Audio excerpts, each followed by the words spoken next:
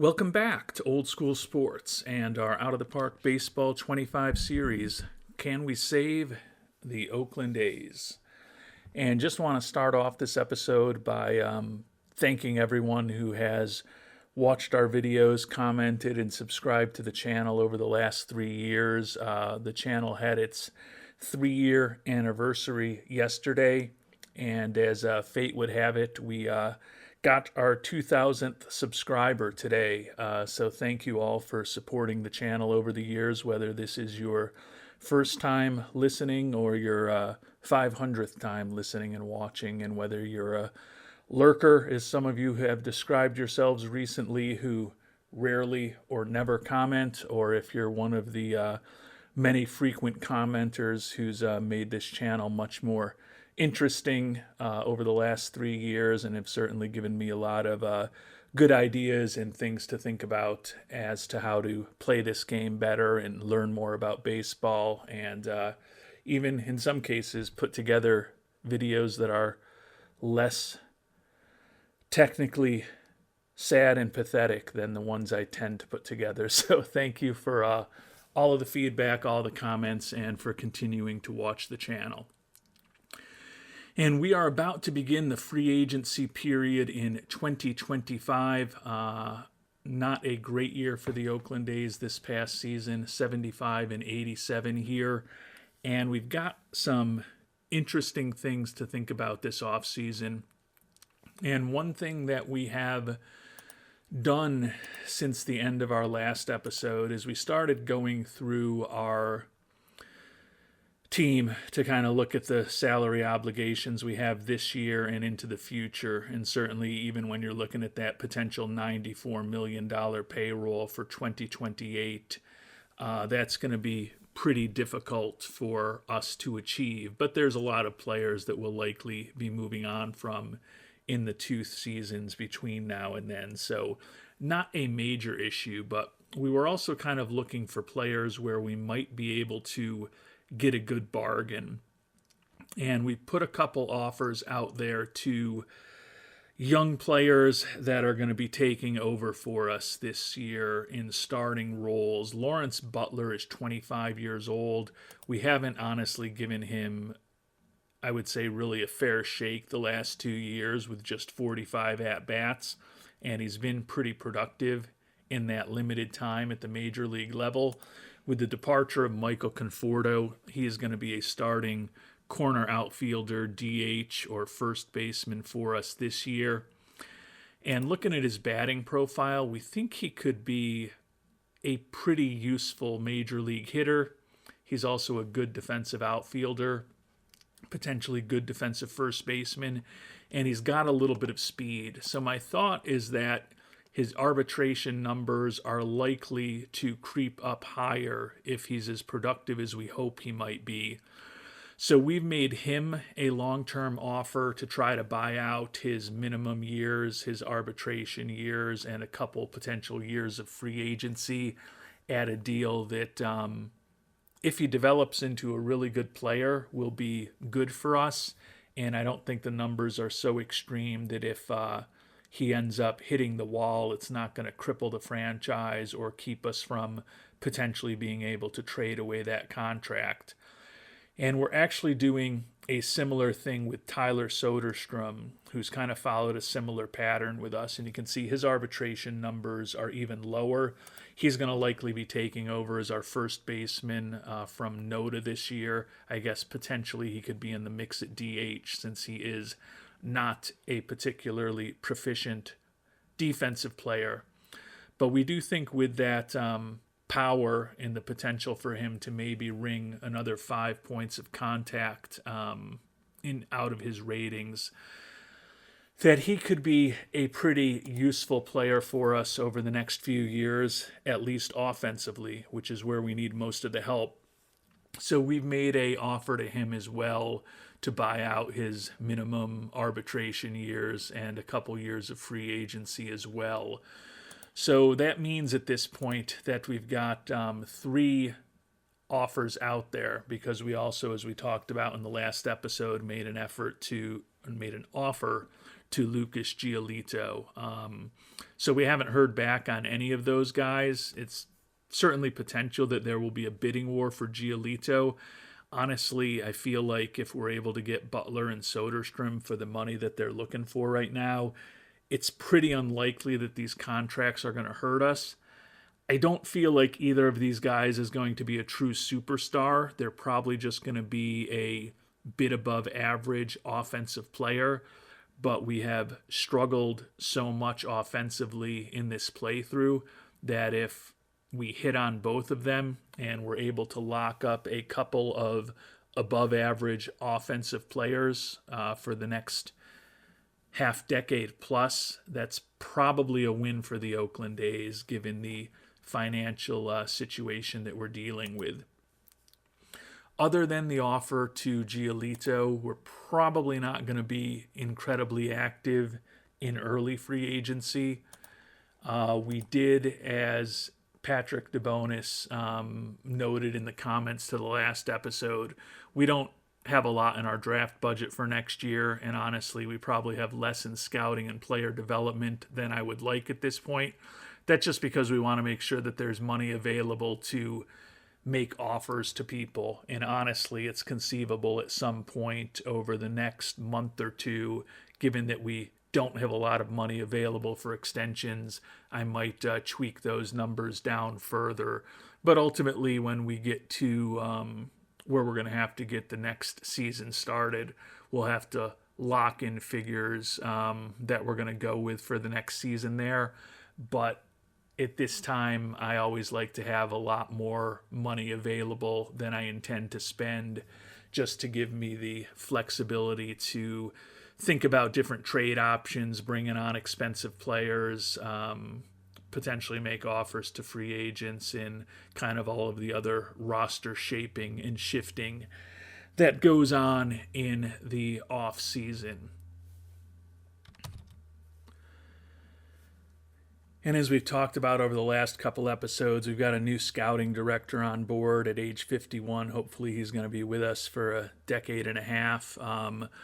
But we're trying to scout up a lot of the potential free agents right now, as well as some of the younger prospects that we may potentially be able to get if we decide to trade away Mason Miller, and in most cases for those prospects have to trade more than just Mason Miller to get some of those higher end prospects. I'm still going to keep exploring trading away Mason Miller. Realistically, it's probably not going to be until January that I'll feel like we might have enough information on all of the prospects out there and what our roster may look like, where I'd be willing to pull the trigger. But he's about to miss, in a best case scenario, almost a complete second season in a row. If he has another setback in his injury, he'll likely miss 2 seasons in a row when all is said and done, and he's in his arbitration years now. I can't imagine the number for him, and I could have obviously looked at that on the salary screen that I was already on a few moments ago, but I can't imagine, well, it's actually a bigger number than I would have thought. He's making $2.6 million this year, and even though, as I said, it's unlikely that we're going to get much out of him this season, he's set to likely more than double his contract next year. It's a number that we could afford because we don't have a lot of other big salary obligations, but he's getting into his late 20s, and it's very conceivable he's going to come back from this injury with a fragile injury proneness instead of a normal injury proneness. There's a part of me that thinks maybe we move on now, because my other fear is we get another report that he's not recovering as quickly as anticipated from this setback that he's already suffered in his recovery, and that could start getting into career-ending injury type territory. Low probability, admittedly, based on what I've seen in the game before, but I don't think it's impossible that could ultimately be a result for him over the next few seasons. So I'm going to still keep exploring trading him away, but I'm a little bit doubtful that'll happen in this episode just because I think I'm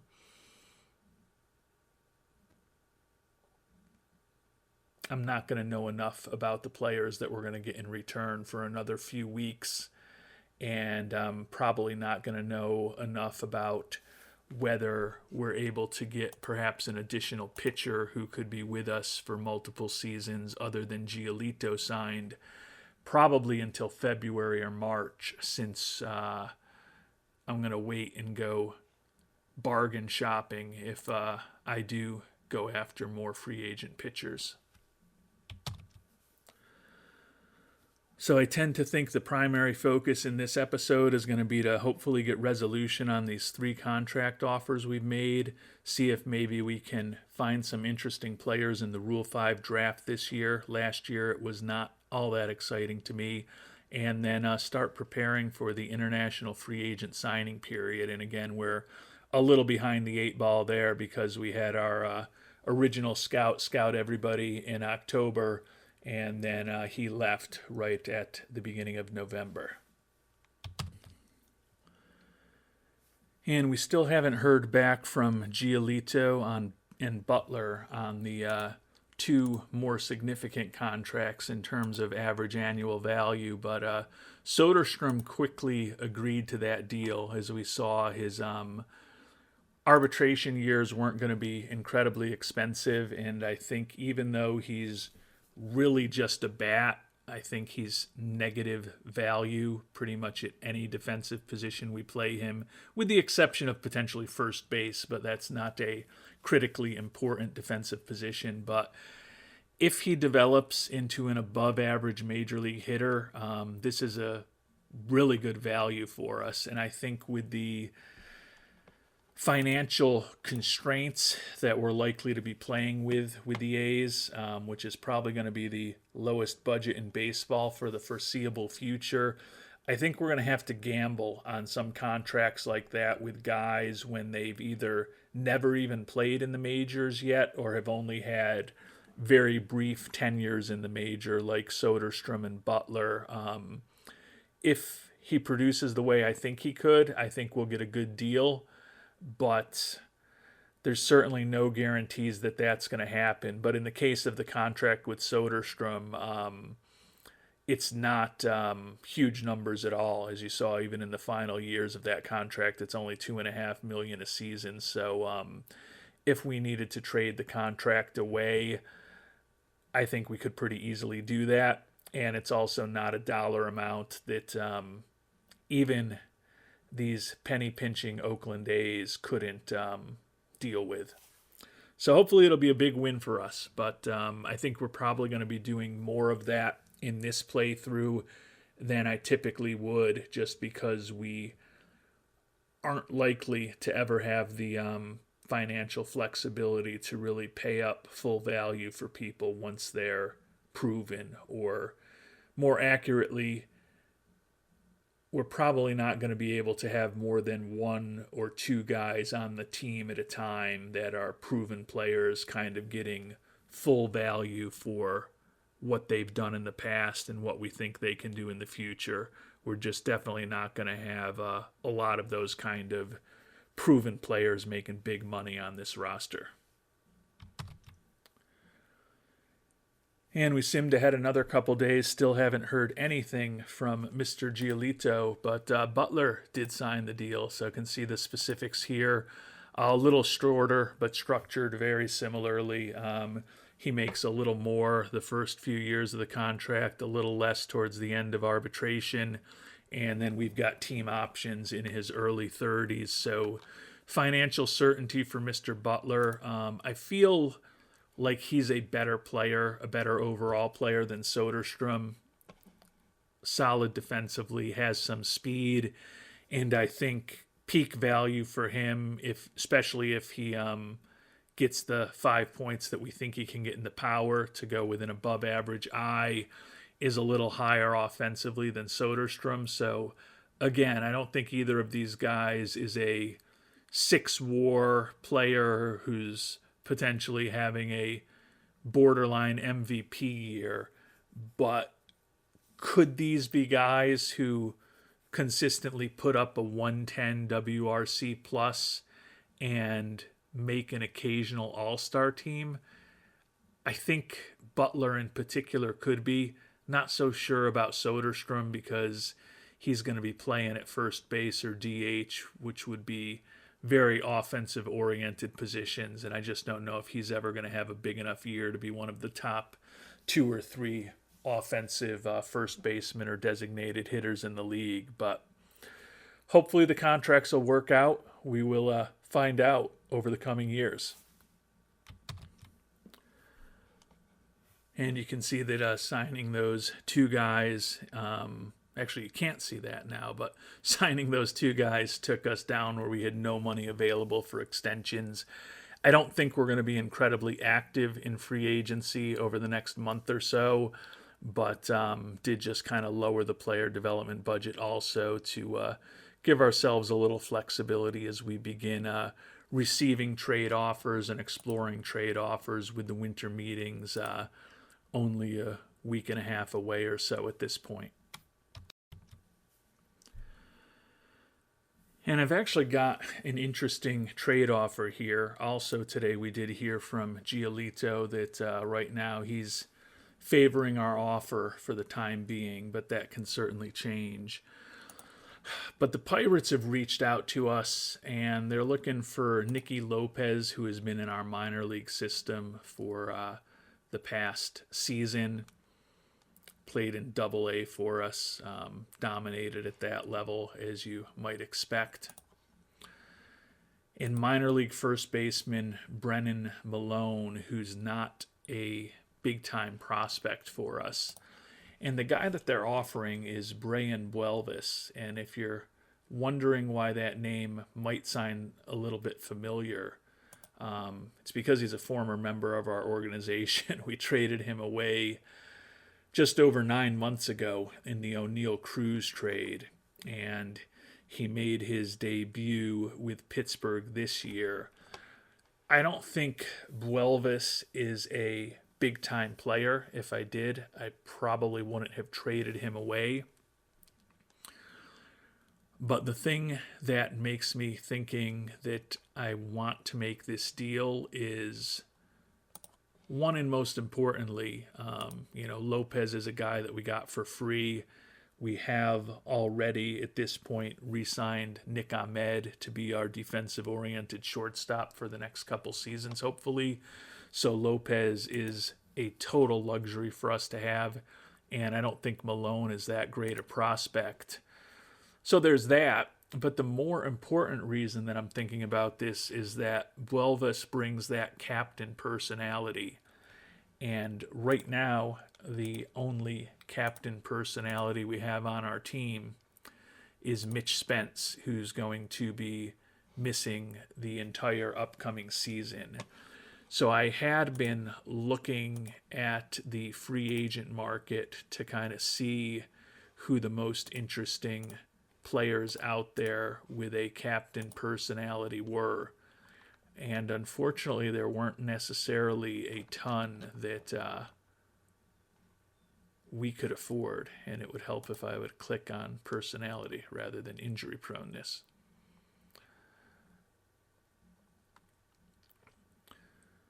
So as far as guys who are major league quality players who could potentially help us, Joey Bart, Kevin Biggio, Elias Diaz, who was actually in our farm system this past year.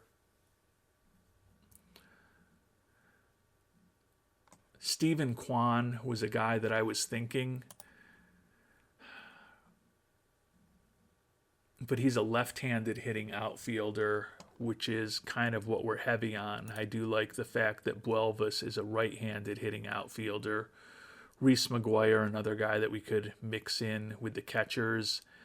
Jose Trevino. The other guy that I was a bit more intrigued by was Gio Urshela, of course, a former Yankee. I did like his captain personality and thought that he could potentially be the guy that we would bring on board this year to be a captain on our team. You can see we're getting an updated scouting report on him, so he's someone that we've been thinking of bringing on board. But I kind of view this offer from the Pirates as kind of a no-lose because I don't care about Malone. Lopez is just insurance. And Buelvas is still a guy who's got 2 option years left. So if I do end up bringing on Urshela or one of the other captain personalities that I mentioned and decide that I don't want Brayan to be on the major league team, no harm, no foul. We've got him back in our organization, and he just goes down to AAA for the next couple years. So I kind of agree with our assistant GM, David Forrest, who says it's a really good deal if you ask me. Normally their analysis on these deals tends to be pretty sketchy, but we're going to go ahead and complete that trade. And as I said, that guarantees that we've got an option of a guy who's a borderline major league player with a captain personality to be on our team next year. And we did get Giolito signed to that 3-year deal. I think he's going to be competing for the number 1 spot in our rotation with Clark Schmidt. But with the fact that we are down for this upcoming season, both Miller and Spence, I think it was real important that we bolstered our rotation. It could end up being just a 1-year deal for $5.5 million if we don't exercise the team option for the 2nd year. Unfortunately, we did have to structure it in a way that gave him a player option for the 3rd season, so it'll be a somewhat important decision for us next offseason because that 3rd year at $6.5 million, it's conceivable he might not exercise it if he's pitching really well for us and is healthy.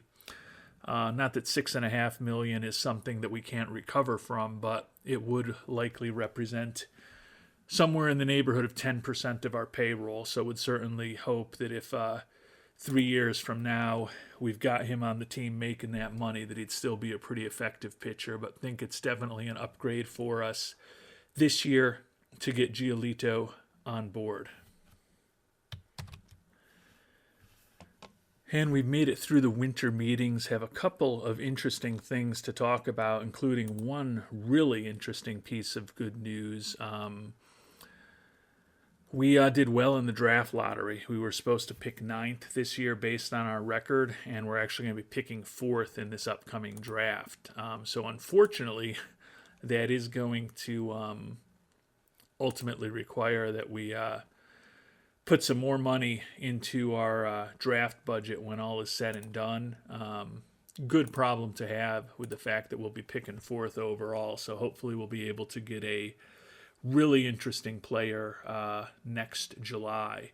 But that's not our top priority right now. We've got the Rule 5 draft coming up in a couple of days. We've continued to scout people. Right now we're focused on the international amateur free agent since we'll be turning our attention to that in about 3.5 weeks. In the meantime, we did have a trade offer made to us for someone that we don't plan on protecting in the Rule 5 draft a couple of weeks ago, where we could have picked up our old friend AJ. And he's a fragile pitcher at this point, but still has outstanding stuff with average movement, slightly above average control, making pretty good money. But when we first explored things with the Reds, they were willing to retain a decent chunk of his contract. Going to shop that player again and see if maybe there's something for us to do. And the player who we had a chance of getting Puk in return for a couple of weeks ago, before we had very high scouting accuracy on Mr. Puk, was a familiar name in the first year of this playthrough, and just a guy that we don't plan on protecting ahead of the Rule 5 draft. Joe Boyle, 26-year-old. Some of you suggested, and I can't argue with the suggestion. It's a fair suggestion that you made that he's a guy who throws in triple digits, has two really good pitches, and has the stamina to start with a third pitch that is fine. But he's been kind of banished to AAA by me for all of last year. He wasn't particularly impressive in AAA. He was basically replacement level there. And I just can't get over the pathetic control that he has. And I know that some of you have suggested, putting him through a training program, but the 8 spots that I play with are a limited resource, and he's just never been on my list of guys to include there. So when I shopped him around, like I said, not that long ago, there were a fair amount of options for him. Many of them were higher priced players, as you can see. If we want to bring in a Eduardo Rodriguez or a Kevin Kiermaier or a Frankie Montas, a Sean Murphy, we can definitely get some of those kind of players for him. But Puk is still on the list, and he was, to me, the most interesting guy available. Javi Baez was on the list last time, too, if we want to take on the last couple years of that brutal contract. I did look at Baez, and he's certainly not even the defender that we have now with Nick Ahmed. And I honestly am not sure how much better his bat is than Nick Ahmed at this point. But we're going to explore, I guess I'm going to look through the rest of the list and just make sure there's no one new who's interesting on it. But I think we may look to bring on Puk, but we're going to want the Reds to retain as much of his contract as possible, since he is going to be making almost $7 million for the second and third years of this deal. And he is fragile as far as his injury proneness, but a guy who has certainly been an above-average major league pitcher over the course of his career at this point would certainly be a nice asset for us to bring on board. Now, I did just notice, looking more closely at Mr. Puk, that he did pitch only 3 games last year, and history is not what I want. I want injury history. And he's coming off of a torn flexor tendon in his elbow. So it looks like he's completely recovered from that. And we do have an updated scouting report, but definitely don't feel like I want to chase after him unless they're willing to keep a good chunk of his contract. And we're able to get them to keep 65% of his contract straight up, but we'd still be paying $2.3 million for the second and third years of the deal, which isn't horrible for a good, solid reliever.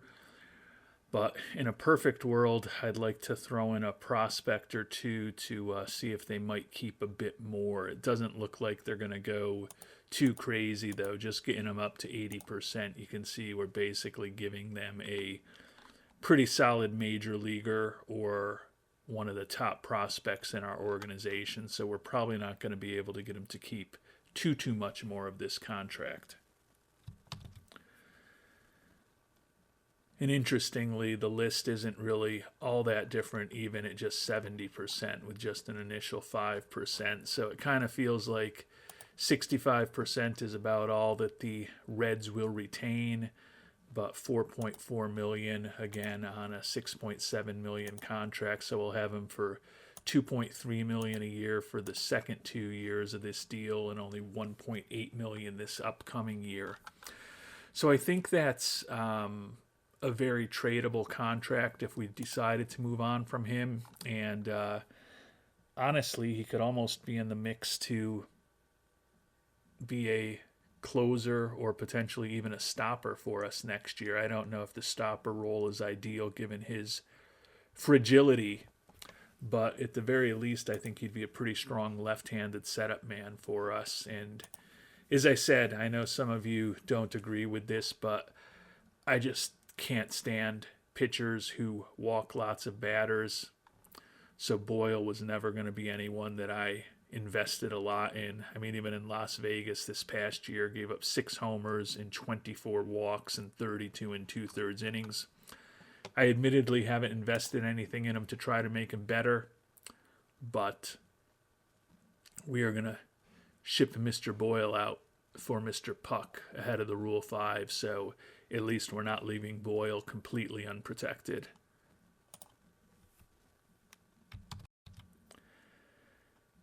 And obviously what I just said didn't make a lot of sense.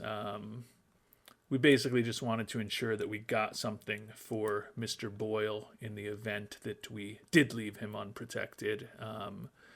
So felt it makes sense to not have to protect him and to deal him away for AJ Puk, who will make his triumphant return to the Oakland A's. And we've made it to the Rule 5 draft and our number 9 pick. You can see our scouting issues showing up well here. Very few, very highly accurate players, and there's a fair amount of average rankings with an occasional low accuracy as well among the pitchers who are available. Guy who certainly stands out on the first page is Phil Bickford, the 30-year-old, but his personality is so negative that I don't think we're going to bring him on board, even though on paper he potentially could help us. He's also a guy who's making almost $2.1 million on the wrong side of 30, and we only have low scouting accuracy on him. Now, he does have a pretty established track record at this point of being a almost perfectly average major league pitcher who was not in the majors at all last year. I think although on paper he looks decent with the low scouting accuracy and the negative personality traits, probably not a guy we're going to go after. And there's one position player and 2 pitchers that we kind of have our eye on. Before we talk about them, we'll see what our scout recommends. He doesn't recommend that we do anything, so not very helpful. The position player we like and the guy that we're going to go with in the first round is shortstop Addison Barger, 26-year-old who's never played in the majors yet, but a reasonably versatile defensive player whose bat is not horrible. I don't think he makes our major league roster, and maybe as I'm talking through this because of that, maybe I wait and see if he's around in the second round, because I think there's more of a chance that one of the pitchers we're looking at and interested in would make our 26-man roster. The first pitcher that I'm interested in is Nick Enright, 28-year-old reliever. Another guy who doesn't have major league experience, but has a profile that he could be a useful-ish arm out of the bullpen. And the second pitcher that I am interested in is the closer Ethan Roberts, also 28 years old. Really kind of like his 3-pitch arsenal here, plus stuff, average movement, average control. Another right-handed reliever with 30 stamina. He's been in the majors for a year, but at this point it's been since 2022 when he was with the Cubs, and he was certainly not good in that very brief experience, but 7 2/3 innings, so not the largest sample size. I don't know that any of these guys ultimately make our 26-man roster, but we're actually going to go with Roberts here in the first round and see if maybe one of the other guys that we like is around in round number 2.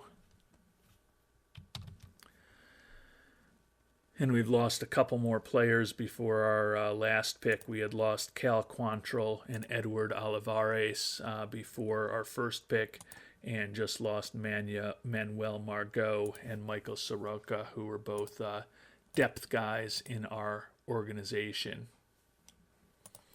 But heading back into the Rule 5, we'll see if our target among the batters is still available. And Barger is still there. Again, I don't know if any of these guys are going to make our team, but you never know what kind of injuries you're going to have, so we're going to draft Barger. We didn't lose anybody else in this next round, which is good. Last but not least, we'll see if Enright is still around, and we'll take a flyer on Mr. Enright in the third round as well. And that'll do it for the Rule 5 for our Oakland A's here in 2025. And we've simmed ahead into January. The fans not pleased that Bo Bichette has officially signed. Back with the Blue Jays, interestingly. 4 years, $73 million. So not quite as much as he was looking for. Have to see. Yeah, and that's... I know that they claim that they've tweaked the fan interest to be better in this latest version of the game, and especially the latest patch, but I know we got a 1-point fan interest bump when we brought Mr. Bichette on as a rental in July, and I believe we just took a 3-point hit to fan interest when he left just 2 months of game action later. So to me, that is still a part of the game that's, I don't want to say horribly broken, but it's part of the game that's certainly broken. And given that fan interest is so important in kind of driving the financial results of the team, still kind of frustrating that the folks at OOTP haven't figured out a way to make that be less clunky over the years. And as we get closer and closer to the beginning of international amateur free agency, the Angels are very persistent on trying to get Nick Ahmed from us, which makes me think that that we signed a pretty good contract with him. Kyron Paris, 24-year-old second baseman, is a pretty interesting prospect. Another guy with that captain personality that I said I was relatively short on.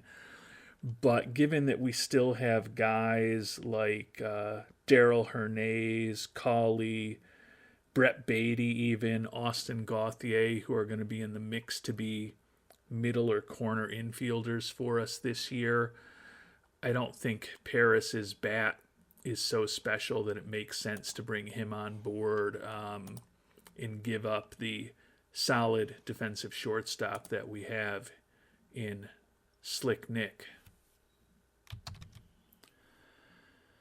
And as we approach international amateur free agency, we're going to finish up this episode with 2 requests of those of you who have the time and willingness to opine as members of our worldwide scouting team. We're going to go through some of the options in international amateur free agency and maybe look for some advice there. And I'm also going to shop Mason Miller again at the end of this episode and see what type of prospects we can potentially get for him now. And I know some of you have already shared opinions on him over the years of gameplay at this point, but particularly with the time that we shopped him in the last day or two in our most recent episode before this one. So a couple things that I can use some help and advice on, and we may still have more big changes to come with these Oakland A's.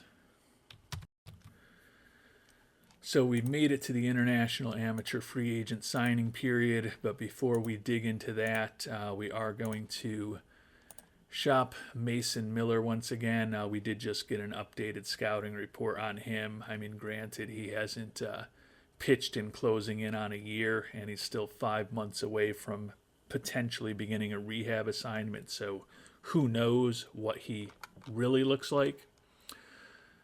But we are going to see what, if anything, we can get in a prospect package for him. There were some pretty interesting and big names when we checked this about a month and a half ago. I don't anticipate it's going to look materially different now. Although, of course, it seems like there's some names that we're not familiar with. At least I'm not. So I'm guessing that may mean that I don't have real good scouting reports on some of these guys. Humberto Provencio of the Yankees organization is a guy that I was not familiar with. He's a scouting discovery from just this past October. right fielder who looks like he could be a pretty interesting hitter. We'll go ahead and request an updated scouting report on Mr. Provencio. See if there's anyone else who, again, I'm just looking quickly now for the purposes of this episode at the star ratings. But I'll spend some more time offline. Nelvi Marte was offered last time around. We now do have very high scouting accuracy on him. I think he's a little more interesting than the infielder we were just talking about because I think he's got a little bit more of a bat, and we need help with our offense. So I don't hate Marte, especially because it seems like they've just soured on him in Cincinnati, and he wasn't even in the majors at all last year. But I don't know that I'm willing to give up both Miller as well as Brian Rincon, who's one of the better prospects that we inherit. Or I guess we did trade for Rincon. That must have been a trade right when we started. Who did we get rid of? I'm sure it was one of the veterans. Oh, yeah, it was mainly Ross Stripling to get that off the books, but then you can see we packaged a few other prospects and players with him. So, yeah, that was, I believe, the game started on March 10th, so I think that was our second day around. Not an incredible prospect, but I do like the glove. I like some of the personality traits. I really like that he will draw some walks. How much he's going to hit, who knows, and he's fragile. So that seems a bit expensive to me still.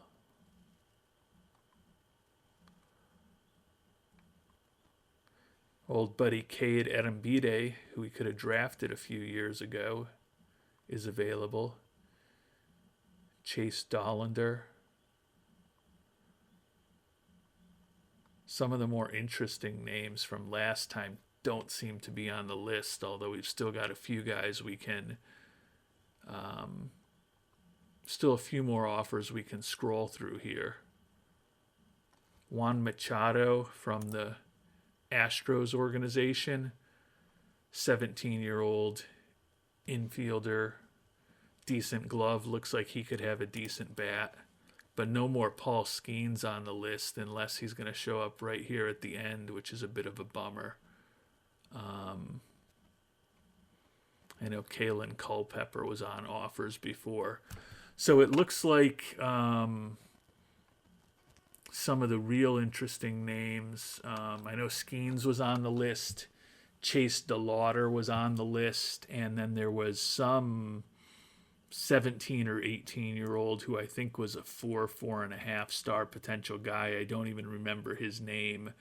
I may go back and just kind of look at the previous episode when I was going through this to see exactly what opportunities there might be, just because I remember his name.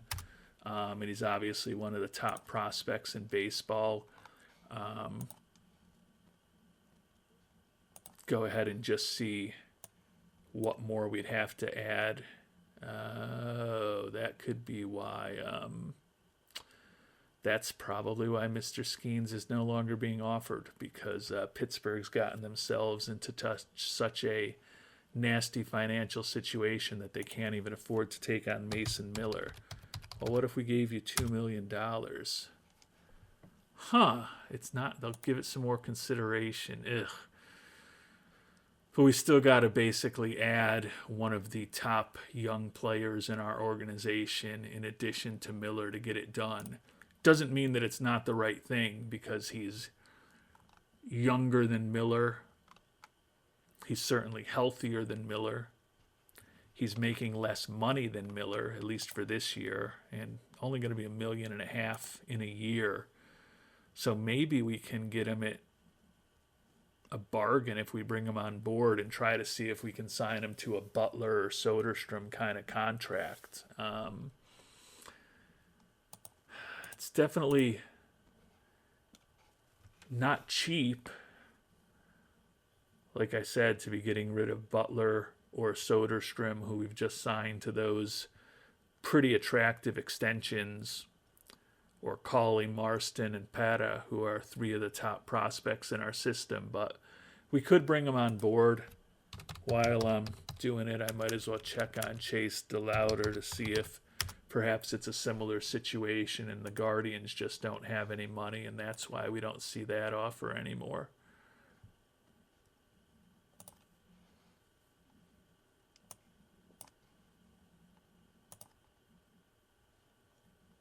It's interesting that they didn't offer because they've got the money to take on Miller.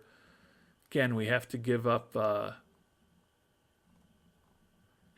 useful major leaguer or a useful prospect, but this isn't a list that we can't find someone we'd be willing to include on. I mean, I did just make the trade for Buelvis. I talked about the fact that I loved his captain personality, and we need that. But a corner outfielder with no power and only above average but not blazing speed is not necessarily a perfect player to build around. DeLauder at this time with very high scouting accuracy looks like a really good contact hitter, potentially plus power. Thing that I don't like is he's got that really good gap power but not necessarily the speed to really generate tons of extra base hits. I think Skeens is more interesting to me than DeLauder, even though the price for him is certainly higher.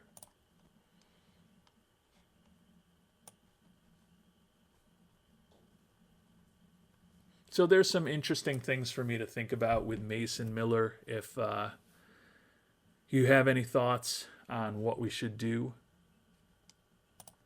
I'd love to hear them in the comments. On to the International Amateur Free Agent class. And taking I don't want to say quick, but a moderately deep look at the International Amateur Free Agents before we conclude the episode. We do have the benefit, based on our mediocrity and decrepit financial performance, of having $5.7 million to spend this year. So we've got as much to spend as anybody. There's only two pitchers that we've been scouting aggressively when we've looked at their combinations of personalities and potential. And given that we've gone pitcher heavy in our first two drafts, now some of them are potential two-way players, but still primarily pitchers, I tend to think we're going to be inclined to try to bring on a big-time position player or players as our first priority here. But we'll still look at them. David Castillo, a 16-year-old, potentially above average stuff and movement, average control, potential four-pitch arsenal, a solid starting prospect, looking for $1.8 million and not a ton of league interest in him. So I think he's potentially a fallback for us if other things don't work out. Jorge Gallardo is a pure relief prospect. Stuff is potentially outstanding. Movement and control, average-ish or a little better. 16 years old, throwing in the low to mid-90s, some really positive personality traits. Pretty good stamina for a reliever, although with only two pitches, he'd likely be a pure reliever unless we could add a pitch in the development lab. But he's not looking for very much money. Again, I think he's more a fallback option than anything else. So the position players, I think, are where we're going to likely be focusing. 8 of them to talk about. Bertrand Albrighton, a second baseman out of Aruba. Love the personality. Not much defensively. Pretty limited speed and bunting ability.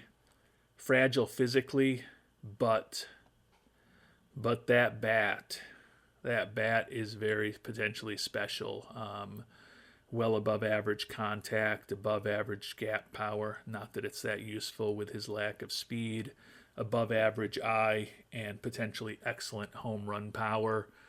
combined with that great personality, sound like a pretty interesting designated hitter or potentially first baseman to me. I think there's probably going to be a lot of demand for him. You can see league interest is very high, looking for $3 million. Right fielder Juan Smiler Canio, another guy with high work ethic, although more of a mixed personality. First baseman, corner outfield type, really good contact, well above average power. Pretty interesting hitting prospect. Looking for a bit less money. Shortstop David Orta, another 16-year-old. Pretty good range and a gun for an arm. I think he could be an outstanding third baseman. Don't love that he's not the most intelligent guy in the world, but it's not the end of the world. And really good contact, gap power, an eye, and potentially off the charts home run power. He would be, to me, a very interesting third base prospect. Looking for pretty big money, probably going to end up going for the max, and we do only have an average relationship with him at this point, unfortunately. David Guarini, a right fielder, pretty clean prospect, pretty much above average at everything if he fully develops, a little bit above average in terms of his speed and his bunting ability. He's a corner outfielder and not a particularly adept defensive one at that. He could also be a competent-ish first baseman, especially given his height. So an interesting bat and not a lot of negatives to say about him, except perhaps for his lack of defense. Center fielder Jorge Montez, like the work ethic with him, pretty good outfield range, decent speed, well above average contact and gap power, plus home run power. Not going to generate a ton of walks, but I would still have to say probably one of the more cleaner prospects without a lot of things I don't like. He could also be a pretty interesting first baseman and certainly potentially has the bat to do well there. Montez only looking for $1.7 million, so he is a more reasonable option than some of these other guys. Center fielder Jorge Espinal, another guy with high work ethic as well as the high intelligence and adaptability. Honestly, more of a corner outfielder, not a ton of speed, really good bunter, and another guy with a pretty interesting bat, particularly that 70 home run power and 60 eye if he completely developed. Little older than the other guys we've talked about at 17 years old, but another guy who's also not looking for much money at all. And the last two guys we're going to talk about is another center fielder, Gilberto Gouveia, another guy who's really a corner outfielder or a first baseman. Not a lot of speed, but a very well-balanced bat. And Gouveia is not looking for crazy money either. Last but not least, another shortstop prospect, David Quiroga. Like his range in his arm, he's another guy who probably is more a natural third baseman than anything else. Does have the high work ethic and a potentially interesting bat as well with really good home run power. So that's the crew of the players that I'm most interested in. I'm not going to go through some of the other guys. There are some highly regarded players, but some of them have some personality traits that make them less likely for me to bring them on board my team. Right now, I kind of like the center fielder Jorge Montez, who's looking for $1.7 million.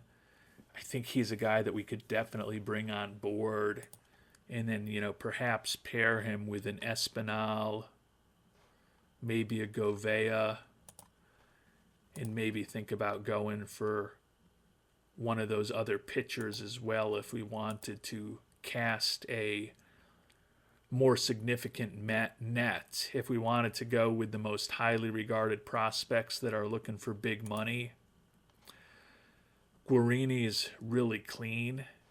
He's not a superstar with that profile, but if he reaches his full potential, he's still a very well above average major league player.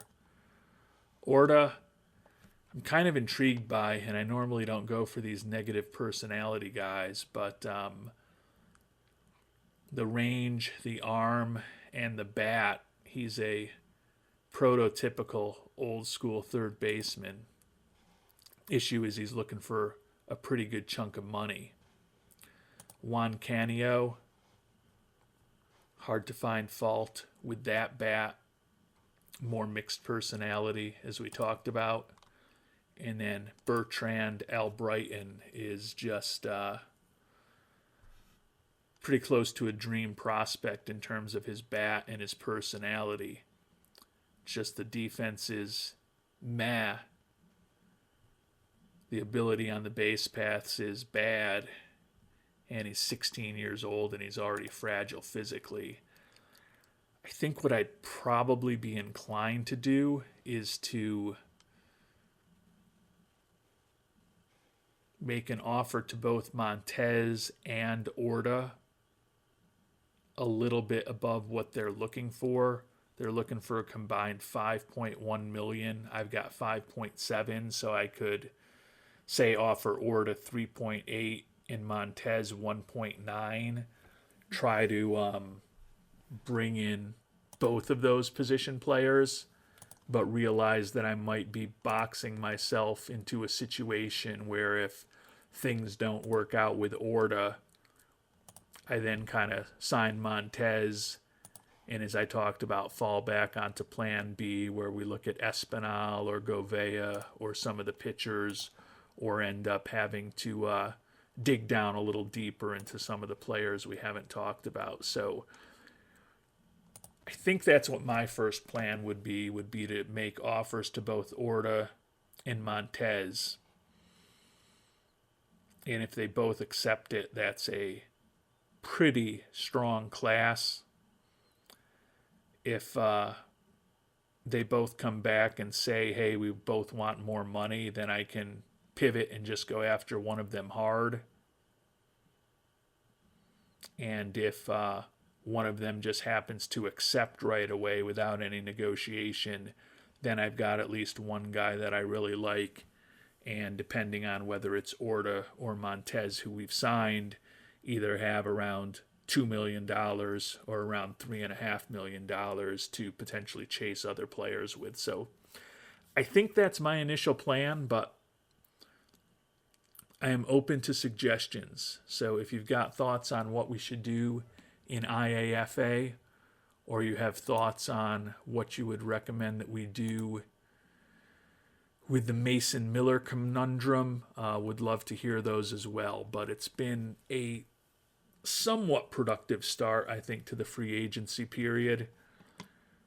We've brought on Lucas Giolito for our rotation. We've also made the trade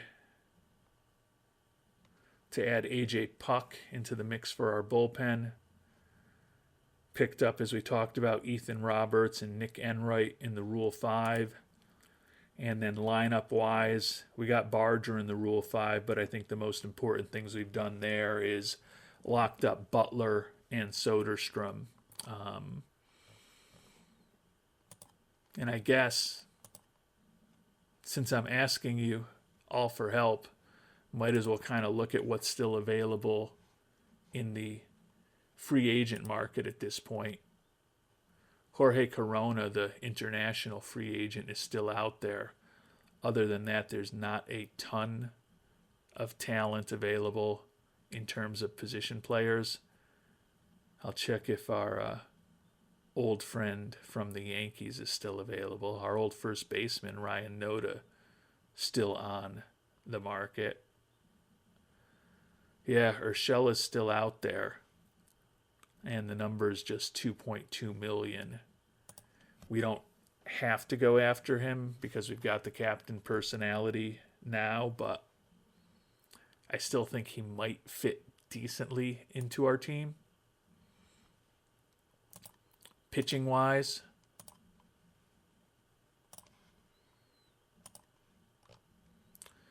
still a lot of the high-end relievers on the market, and they're still looking for the crazy OOTP 25 reliever money.